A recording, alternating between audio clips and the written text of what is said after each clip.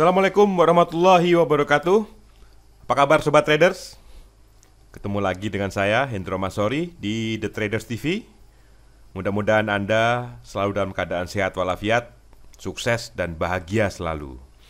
Seperti biasa, sebelum saya mulai, buat teman-teman yang baru nonton video saya atau mungkin juga yang lama yang belum subscribe, jangan lupa untuk subscribe dan bunyikan loncengnya, karena channel The Traders TV akan selalu berusaha hadir dengan materi-materi yang tidak akan Anda temukan di buku-buku saham manapun. Karena materi-materi di The Traders TV kebanyakan based on pengalaman saya melakukan trading saham selama 10 tahun terakhir. Ya, jadi jangan lupa subscribe dan bunyikan loncengnya. Baik, Pak M, hari ini mau bahas apa?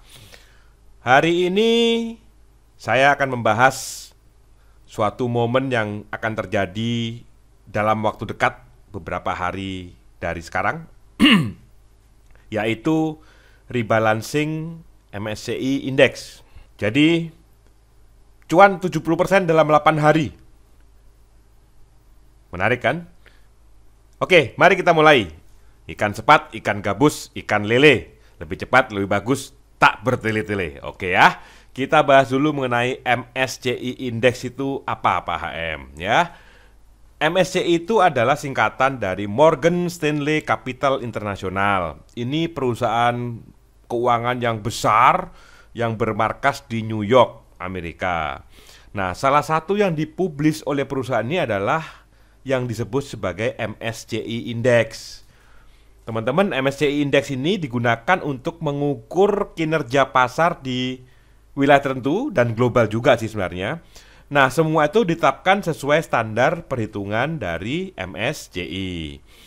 Jadi dia bikin indeks itu kan pasti disusun oleh beberapa emiten-emiten ya. Nah, ini contoh misalkan kalau Anda tahu LQ45 ya ada 45 emiten yang menyusun itu, sehingga indeksnya nanti ketahuan berapa gitu ya, apa angkanya berapa. Nah, MSCI ini juga sama, dia disusun oleh emiten-emiten, cuman dia disusun global ya, sedunia. Jadi nanti ada emiten-emiten dari Indonesia, ada yang dari Malaysia, yang dari dan seterusnya. Ada banyak negara yang dijadikan sebagai penyusun indeksnya dia. Nah, MSCI Index ini seringkali memberikan pengaruh secara langsung terhadap IHSG maupun terhadap saham-saham tertentu yang menjadi penyusun indeksnya ya, yang tergabung dalam indeks MSCI-nya ya. Nah, sebenarnya cukup banyak ya indeks-indeks yang ada di dunia ini ya. Tapi biasanya yang paling berpengaruh sampai saat ini yang saya tahu itu adalah yang indeks MSCI ini. Ya, sama juga kan kita di IHSG juga macam-macam kan, ada LQ45, ada Kompas 100, ada banyak lah macam-macam indeks gitu. Nah, kalau di indeks dunia itu biasanya yang paling dianggap atau paling dijadikan sebagai pedoman itu adalah MSCI Index ini. Sehingga MSCI Index ini jadi acuan mayoritas dari manajer investasi untuk menentukan saham apa saja yang dapat ditempatkan di portofolionya dan saham apa saja yang akan dikeluarkan dari portofolionya. Jadi mereka merefer kepada indeks MSCI ini. Ya, nah kita ini kan remah rengginang nih, remahan rengginang yang ngikut dong yang gede-gede. Manajer investasi yang gede-gede aja ngikut MSCI ya, kita nebeng aja gitu di situ. Caranya gimana? Later, nanti saya akan terangkan. Tapi intinya ini dulu teman-teman, Anda mesti ngerti dulu MSCI Index itu apa. Ya, indeks yang dibuat oleh MSCI yang dijadikan pedoman oleh mayoritas manajer investasi untuk menyusun portofolio dia. Ya, clear ya, jelas. Baik. Nah, MSCI Index itu biasanya di rebalancing. Artinya gini, sama lah kayak yang lainnya, LQ45 juga ada, indeks-indeks yang lain juga ada, yang pokoknya setiap waktu tertentu dia akan memasukkan emiten-emiten baru yang performanya bagus dan mengeluarkan emiten-emiten yang ada dalam indeksnya itu kalau udah performanya sudah menurun. Jadi ya kalau bola itu pergantian pemain lah gitu ya, yang udah capek, yang udah nggak bisa main ya dikeluarin, yang masih seger yang baru dimasukin supaya nanti indeksnya dia performanya juga bagus gitu, kira-kira gitulah analoginya. Nah, Dalam setahun, MSCI itu melakukan rebalancing sebanyak 4 kali. Ya, nih contoh saya kasih jadwal yang selanjutnya. Yang paling dekat November 2020 ini ya, itu adalah announcement. Jadi ada dua nih, ada announcement date, pengumumannya saham apa yang masuk, saham apa yang keluar. Itu tanggal November tanggal 10. Kemudian effective date berlakunya itu Desember tanggal 1. Jadi ingat ya, ada dua hal. Ini penting sekali nanti di belakang soalnya. Jadi harus ingat, setiap rebalancing ada dua tanggal yang penting. Satu adalah tanggal pengumumannya, dan satu itu adalah tanggal efektif berlakunya. Ya, setahun 4 kali ini. Yang pertama yang deket apa? November. Kemudian nanti ada Februari, ada Mei, ada Agustus 2021, sama November lagi 2021. Jadi setahun 4 kali. Tapi sepanjang pengamatan saya, kalau trading dengan MSCI, yang signifikan itu biasanya yang tengah tahun sama akhir tahun. Jadi yang Juni, ya Mei dan Mei pengumumannya biasanya berlaku efektifnya tuh kalau nggak akhir Mei ya awal Juni tanggal 1. Itu atau yang November akhir tahun ini yang berlakunya nanti tanggal 1 Desember. Yang Februari sama Agustus itu biasanya ya ada sih yang bergerak, tapi nggak sebanyak kalau kita trading MSCI biasanya di Juni atau di Desember. Ya, atau pas pengumuman ya, November Desember atau Mei Juni. Kira-kira itu tentang jadwal MSCI Index. Apakah setiap rebalancing ada yang dikeluarkan, ada yang dimasukkan Pak HM? Enggak juga. Ada saat-saat di mana dia kalau merasa indeksnya disusun oleh emiten yang bagus-bagus belum berubah, kebagusannya belum berubah, performa masih bagus, ya dia nggak akan melakukan apapun. Yang masuk nggak ada, yang keluar juga nggak ada. Ya. Dan kemudian apakah saham yang masuk sama dengan saham yang keluar? Kalau dikeluarin 2, masuknya 2? Enggak juga. Tergantung performa dari indeks dari saham-saham yang penyusun indeksnya juga. Kalau dia menganggap bahwa yang nggak perform banyak, ya yang dikeluarin juga banyak. Ya. Atau misalkan lagi banyak yang bagus, ya mungkin yang masuk akan lebih banyak dibandingkan yang keluar. Jadi tidak berisi saham-saham yang jumlahnya sama. Kadang lebih sedikit, kadang lebih besar. Ya, bisa juga nggak dikeluarkan, nggak dimasukkan. Oke, nah sekarang masuk ke dalam intinya. Bagaimana cara trading saat rebalancing MSCI? Oke ya, untuk menunjukkan ini, saya ambil contoh pada saat rebalancing tengah tahun kemarin. Tanggal pengumumannya itu, announcement date-nya itu tanggal 13 Mei dan effective date-nya berlaku itu mulai 29 Mei. Ingat ya tanggalnya teman-teman ya. Nanti di chart soalnya ini akan berpengaruh. Pengumuman 13 Mei, efektif 29 Mei. Ya. Oh ya, saya lupa. MSCI itu ada 2 indeks teman-teman. Ada namanya Global Indonesia Index, ya indeks yang gedenya. Ada yang namanya MSCI Small Cap Indonesia Index. Ya. Jadi waktu pengumuman di tanggal 13 Mei 2020 kemarin, untuk yang gedenya, yang MSCI Global Indonesia Index, tidak ada yang dimasukkan. Jadi yang masuk nggak ada. Yang keluar ada 6. BBTN, PTBA, BSDE, JSMR, Tekim, dan Pewon. Nah, untuk MSCI Small Cap Indonesia Index, yang masuk ada 10. BBTN, PTBA, BSDE, JSMR, Tekim, Pewon, AALI, Boga, NATO, APIK. Ya, teman-teman bisa lihat yang ada dikeluarkan di Global Indonesia Index ternyata semuanya turun ke bawah, masuk ke dalam MSCI Small Cap Indonesia Index. Artinya di downgrade. Ya, tidak dikeluarkan total tapi di downgrade dari global ke small cap. Ya. Nah, kalau gini biasanya gimana Pak M? Ya udah kalau gini sih ya udahlah nggak usah diperhatikan, namanya downgrade. Berarti kan sebenarnya ya masih ada sih, cuman dia skalanya mungkin lebih kecil. Nah, kemudian yang keluar saat pengumuman di 13 Mei 2020 itu ada 14 teman-teman. Banyak ya. Fire, Adi, Asri, Bumi, BMTR, Indi, Kraskren, PPRO, Rimo, BKSL, Sril, Tins, TBLA. Nah, mungkin teman-teman ada yang tergelitik dengan, loh Pak, kok bisa Rimo, PPRO mungkin waktu itu masih bagus lah ya, Rimo lah. Kok bisa Rimo masuk ke dalam MSCI? Nah, saya terus terang saya juga nggak tahu ya gimana cara ngitungnya dia, sistemnya dia ya. Saya kan cuma ngikut aja. Tapi ya nanti jadi pertimbangan teman-teman. Kalau mau ikut ya mesti mikir dulu kayak NATO gitu kan. Ini saham apa sih Pak itu? APIK gitu. Kok nggak pernah denger? Ya itulah kadang-kadang kita juga kaget gitu kalau MSCI tiba-tiba pick atau mengambil saham-saham yang kok kayaknya tidak familiar di kita. Tapi ya mereka punya standar sendiri dan mereka milihnya juga pasti punya aturan-aturan tertentu, kriteria-kriteria tertentu. Jadi kita ya tinggal ikut aja, ya. Baik, nah sekarang ada dua ya. Ada dua yaitu yang masuk sama yang keluar. Berikutnya saya kasih chart saham-saham yang masuk ke MSCI Small Cap Indonesia Index. Nah, yang masuk di indeks ini kan sebenarnya yang baru itu cuma 4. Ya, AALI, Boga, NATO sama APIK. APIC. Ya, saya bacanya APIK lah gitu ya. Nah, yang 6 itu kan sebenarnya turunan atau downgradean dari yang global. Jadi udahlah kita nggak usah lihat yang 6 itu, kita lihat yang baru, baru ya, AALI, Boga, NATO, APIK. Saya tunjukkan chartnya yang masuk ke dalam MSCI Small Cap. Yang pertama adalah APIK dulu, karena ini contohnya clear. APIK, Pacific Strategic Financial. Ya, mungkin kebanyakan nggak pernah dengar juga namanya gitu ya.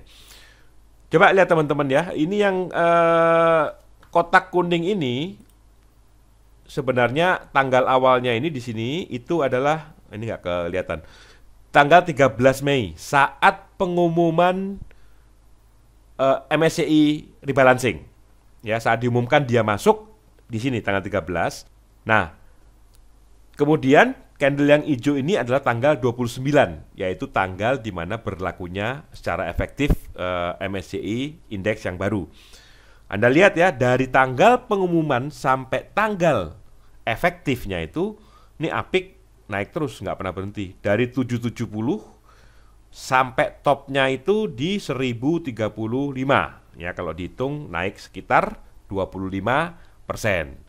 25%, 1, 2, 3, 4, 5, 6, 7, 8, 9, 10 hari. Mau nggak? Mau lah. Ya, jadi ini APIK. Kemudian tadi ada 4 ya. Yang kedua adalah Boga. Boga tanggal 13 Mei ini saat dimana pengumuman, 29 Mei saat dimana efektif date. Sama hijau semua. 1, 2, 3, 4, 5, 6, 7, 8, 9, 10 sama ya, 10 hari karena startnya sama, akhirnya sama. Itu dari 1340 ke 1575. Naik sekitar ya 15%. Ya. Oke, jadi polanya seperti ini. Untuk yang baru masuk itu dari tanggal pengumuman sampai tanggal effective date itu naik terus. Yang ketiga adalah AALI. AALI dari 13 Mei, AALI dari 13 Mei sampai 29 Mei itu juga sama. Ya, sempat turun sedikit tapi trennya naik dari 6.000 ya, hari berikutnya sampai ke 7.400, naik sekitar 19%. Jadi dari 4 yang masuk ke dalam MSCI Index pada bulan Mei kemarin, itu satu naik 25%, satu naik 0%, dan satu lagi naik 19%. Nah, untuk AALI Anda lihat bahwa setelah efektif pun dia masih naik terus jauh ke atas tanpa berhenti, ya. Sebenarnya kalau saya boleh share, waktu saya awal-awal dulu, ya 10 tahun lalu, 9 tahun lalu, 8 tahun lalu, itu sebenarnya pola yang sering terjadi itu polanya seperti Boga dan si APIK ini. Jadi begitu diumumin, dia akan naik terus, jedok sampai pada saat efektif, kemudian dia turun. Ya, sama kayak Boga. Cuman saya lihat beberapa tahun terakhir itu pola ini sudah berubah. Saya nggak tahu apakah sudah mulai dideteksi banyakkan penumpang gelap sehingga bandarnya merubah strategi atau gimana, saya nggak tahu. Tapi beberapa tahun terakhir itu pola ini agak susah untuk diikuti. Ya, ini muncul lagi sih di bulan Juni kemarin, muncul lagi, bulan Mei ini muncul lagi, terjadi di di saham APIK dan di saham Boga. Nah, satu lagi tadi ada 4 ya, APIK, Boga, AALI sama NATO. NATO-nya sih ya sempat naik sebentar, tapi habis itu dia udah turun duluan sebelum sampai pada tanggal 29 Mei. Artinya apa di sini teman-teman? Artinya bahwa saham-saham yang masuk ke dalam MSCI itu belum tentu semuanya bakal naik pada saat antara tanggal pengumuman sampai tanggal effective day atau tanggal efektif berlakunya. Jadi tetap aja Anda juga harus memilih mana kira-kira yang akan naik. Caranya gimana Pak patokannya? Kalau saya sih patokannya gini, kan tadi saya terangkan ya. MSCI Index itu yang akan jadikan patokan dia itu kan manajer investasi yang gede-gede gitu ya. Ya kira-kira kalau gitu Anda mikir aja, kalau misalkan saya manajer investasi, kira-kira dari 4 yang masuk ini saya milih mana ya gitu. Jadi kalau 4 ini mungkin Anda akan prefer mikir bahwa kemungkinan sih manajer investasi akan milih AALI. Jadi saya akan ikut AALI. Nggak apa-apa juga, AALI juga tadi naik juga ya 19% di situ. Begitu teman-teman. Jadi dari yang masuk itu juga harus Anda seleksi lagi karena nggak semua akan naik. Oke, bagaimana untuk saham-saham yang dikeluarkan dari MSCI Index? Apakah yang dibuang nggak perlu dilirik lagi? Lupakan saja, move on gitu ya. Nah, saya mau kasih contoh Anda beberapa saham. ADI, ASRI, KRAS, KREN, SRIL, TINS, dan TBLA. Banyak ya. Tadi dari 14 yang dibuang itu, saya ambil contoh yang berapa nih? 1, 2, 3, 4, 5, 6, 7. Separuhnya. Separuh dari yang dibuang saya kasih contohnya sini. Teman-teman perhatikan pola-polanya. Ini semua polanya sama. Oh ya, teman-teman yang mungkin masih belum bisa menangkap sepenuhnya, bisa gabung ke grup Telegram The Traders ya, supaya kita bisa berdiskusi lebih bebas di sana. Saya tunggu Anda di sana teman-teman. Ya, kita lihat dulu dari ADI. ADI, Anda masih ingat 29 Mei itu adalah tanggal efektif berlaku MSCI. Dia dibuang malah bablas ke atas. Ya, jadi kalau beli pada saat tanggal efektif, pasti banting ke bawah. Beli di sini, naik sampai puncaknya di sini itu kalau saya hitungin ya, low-nya itu 500, ujungnya di 705. Naiknya 29% dalam waktu 1, 2, 3, 4, 5 hari doang. Ya. 5 hari, candlenya 1, 2, 3, 4, 5. Di ujung top sini itu kita dapat cuan 29%. Satu. Saya lanjutkan, ASRI. Ini juga semua orang tahu, Alam Sutra Realty. Pada tanggal efektif sama, dibanting ke bawah. Kalau Anda ambil di sini, ya, kemudian ikut ke atas 1, 2, 3, 4, 5 hari juga, itu untungnya 40%. 106 sampai ke 176. 40%. Siapa mau trading 5 hari 40%? Atau ada yang nggak mau? Ya. Cukup menarik. Berikutnya, KRAS. Anda juga kenal KRAS. 29 Mei. Kebetulan dia langsung naik ya. Kalau misalkan Anda ambil paginya lah gitu. Pasti umumin kan biasanya suka pagi udah tahu. Misalkan gitu ya. Itu dari bawahnya 176 sampai atasnya topnya tuh 324. 45%. 1, 2, 3, 4, 5, 6 hari. Ya. Lagi. KREN. Nah, ini yang saya sebutkan tadi di judul. KREN ini meskipun sekarang banyak masalah ya investasi di Kresna, tapi ini kita nggak ngomongin sekarang, kita ngomongin waktu itu ya. Efektif day-nya tanggal 29 Mei dia dibuang dari MSCI. Nah, kalau Anda pungut yang dibuang ini di sini 68 perak, teman-teman. 1, 2, 3, 4, 5, 6, 7 hari. Ya 8 lah sama pas belinya saya hitung tadi ya. 8 hari. Naiknya 70%. 68 sampai 224 nggak ada berartinya, hanya sebentar aja istirahat, tapi setelah itu bablas ke atas. Lagi, SRIL. Sri Rezeki Isman, pas pengumuman 29 Mei sama kayak tadi yang awal-awal ya, ADI sama ASRI dibanting ke bawah. Kalau saya hitung candlenya dari pas beli ya, 1, 2, 3, 4, 5, 6. 6 hari naik 33% dari 142 ke 214. Ya. Kemudian TINS juga sama, dibanting. Jadi nanti ini belajar dari sini ya, bahwa pada saat efektif day itu Anda antri di tempat-tempat saham yang dibuang ya. Tapi nanti Anda perkirakan dulu ya, kira-kira jangan yang sampai yang terlalu hantu belau lah gitu ya. Takutnya nanti malah kesiram ke bawah lagi bablas gitu. ambil saham-saham yang masih ada nama lah. Ya, Tins ini kan siapa sih nggak kenal itu. Waktu dibuang, dia terakhir dibanting, kalau kita ambil dapat di bawah. Tekniknya, yang belum tahu caranya ngambil di bawah, silahkan lihat video saya tentang teknik, trik, and tips untuk pre-opening dan pre-closing. Ini pasti pakai pre-closing, teman-teman. Anda tonton dulu ya. Jadi nanti pada saat tanggal 1 Desember, ya karena efektifnya kan 1 Desember nanti kita. Itu Anda bisa gunakan trik itu untuk mendapatkan cuan jedok gitu. Jadi kalau ini 1, kita ambil sini, saya hitung candlenya 1, kemudian 2, 3, 4, 5, 6 hari 29% dari Tins. Ya. Nah, dari penjelasan saya ini teman-teman bisa menangkap ya kira-kira ya. Yang pertama, pertanyaan tadi, apakah yang keluar nggak usah dilihat lagi Pak HM? Ngapain kita serok lagi? Nanti jangan-jangan malah bablas ke gocap lagi. Nah, sekarang saya udah kasih bukti sama teman-teman bahwa saham yang dibuang itu, kalau Anda mungutnya benar, ya cuannya itu lebih dahsyat daripada saham-saham yang masuk ke dalam MSCI. Yang masuk tadi berapa? 25, 15, 19. Yang keluar berapa? 30%, 45%, bahkan 70% hanya dalam beberapa hari. Ya. Itu yang pertama. Yang kedua, apa kita belajar? Nah, ini saya juga mau share saham-saham yang biasanya volatile, ya, yang beringas, bedigasan kalau orang Jawa bilang. Kemudian kalau masuk ke dalam MSCI, ya atau LQ45 juga, pokoknya dalam indeks-indeks yang penting itu biasanya akan berubah menjadi kalem, lemah lembut, ya, tidak bedigasan lagi, tidak petakilan lagi orang Jawa bilang.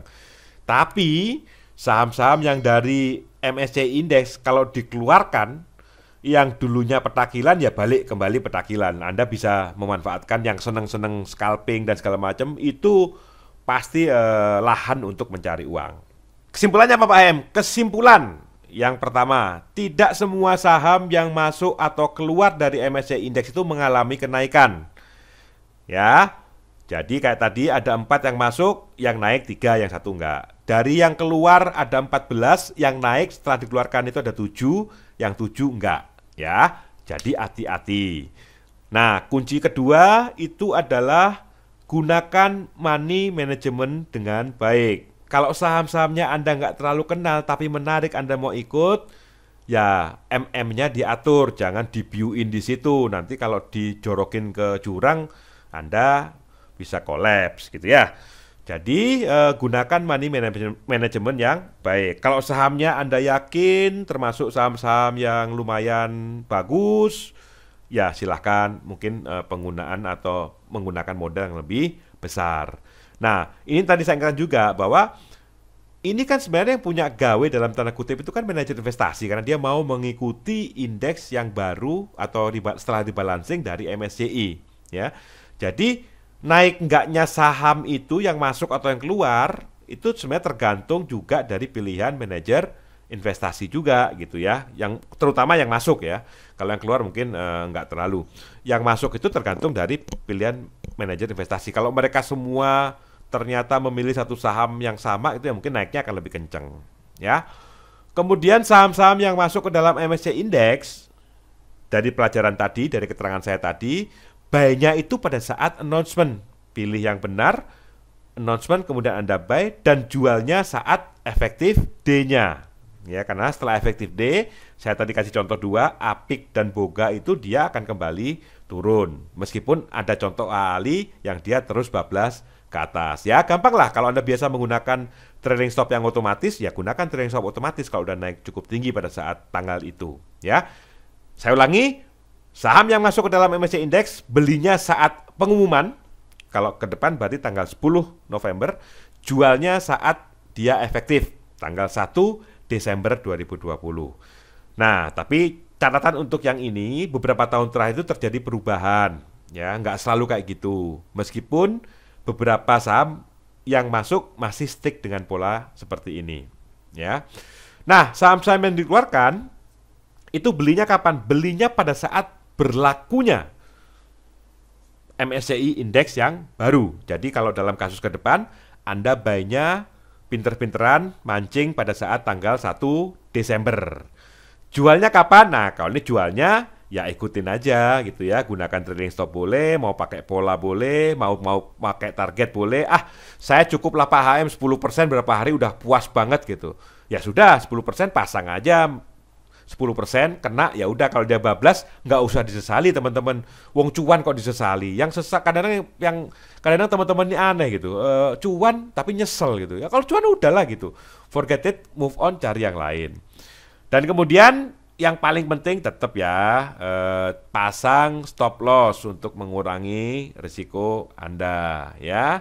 Jangan kena penyakit kudis lagi sama kadas gitu ya. Kadas kadang lupa stop loss ya. Jadi ini yang harus Anda perhatikan. Nah, kalau teman-teman merasa bahwa video ini sangat berguna, tolong bantu saya untuk juga share ke teman-teman yang lain supaya mereka juga mendapatkan informasi yang sama, informasi yang berguna untuk trading pada saat rebalancing MSCI.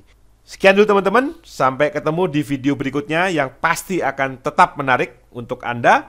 Sehat terus, sukses selalu, dan jangan lupa bahagia. Salam cuan pol-polan. Wassalamualaikum warahmatullahi wabarakatuh.